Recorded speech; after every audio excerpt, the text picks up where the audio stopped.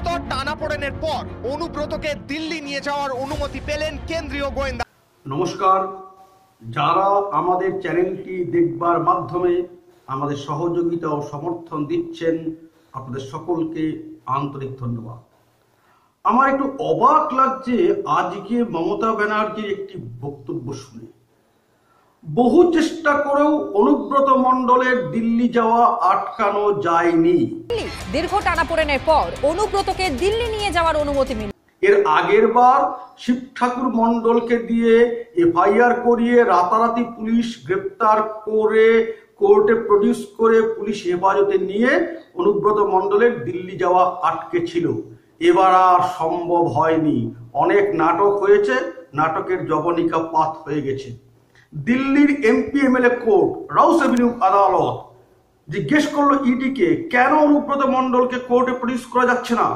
কোনো কোর্টে তো স্টে অর্ডার নেই। কোর্টের এই কথা ইডি ফরওয়ার্ড করলো আসানসোল জেল কর্তৃপক্ষকে। আসানসোল জেল কর্তৃপক্ষ আসানসোলে সিবিআই এর বিশেষ আদালতকে বিষয়টি জানালো। আসানসোলের সিবিআই এর আদালত ক্লিয়ারেন্স দিল। তার মানে অনুব্রত মণ্ডলের এখন গন্তব্য দিল্লির তিহার জেল। কিন্তু অবাক লাগছে, মমতা ব্যানার্জি এই প্রসঙ্গে বললেন, কেষ্টকে ওরা দিল্লি নিচ্ছে কেন? সামনে পঞ্চায়েত নির্বাচন বলে, ভোট ক্যাপচার করে বলে। আচ্ছা, একজন জেল বন্দির সঙ্গে পঞ্চায়েত নির্বাচনের কি সম্পর্ক? অনুব্রত মণ্ডল আসানসোল জেলে থাকবে না তিহার জেলে থাকবে? পশ্চিম বাংলায় থাকবে না দিল্লিতে থাকবে? সে তো জেল বন্দি, তার সঙ্গে নির্বাচনের কি সম্পর্ক? তাহলে কি মমতা ব্যানার্জি বলতে চাইছেন অনুব্রত মণ্ডল জেল থেকে নির্বাচন চালাবে? মানে এখন সে জেল থেকে পার্টি চালাচ্ছে? শুনুন মমতা ব্যানার্জির বক্তব্য। ঠিক এই কথাই কয়েকদিন আগে বলেছিল বীরভূমের তৃণমূল কংগ্রেসের কোর কমিটির মেম্বার কাজল শেখ। কাজল শেখ বলেছিল বিকাশ দা কেষ্টদার কথা অনুযায়ী দল চালাচ্ছে। বিকাশ দা মানে হচ্ছে বিকাশ রায় চৌধুরী, সিউড়ির তৃণমূল কংগ্রেসের এমএলএ এবং ওই জেলার তৃণমূল কংগ্রেসের জেলা পরিষদের সভাধিপতি।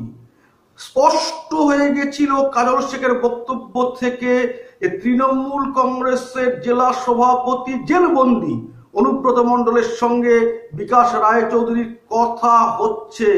মানে একদম পরিষ্কার হয়ে গেছিল তৃণমূল কংগ্রেসের নেতাদের বক্তব্য থেকে যে অনুব্রত মণ্ডল জেল থেকে নির্দেশ দিয়ে দল চালাচ্ছে। শুনুন একবার বক্তব্য কাজল শেখের। জেল থেকে ফোনে কথাবার্তা হচ্ছে, সেজন্য বিকাশ দা বলতে পারছেন। তার মানে এইটাই কি এখানে আইন যে জেল বন্দি অনুব্রত মণ্ডলের ক্ষেত্রে জেলের আইন প্রযোজ্য হবে না? আইন ভাঙাটাই কি এখানে আইন? তাও এতটা খোলাখুলি প্রকাশ্যে বেপরোয়া ভাবে জেল থেকে দল পরিচালনার মতো কাজ এত বেপরোয়া ভাবে এই আইন ভাঙাটাই কি এখানে আইন হয়ে দাঁড়িয়েছে? এটাই আমার আজকের প্রশ্ন। সবাইকে ভালো থাকবেন। ভারত মাতার জয়।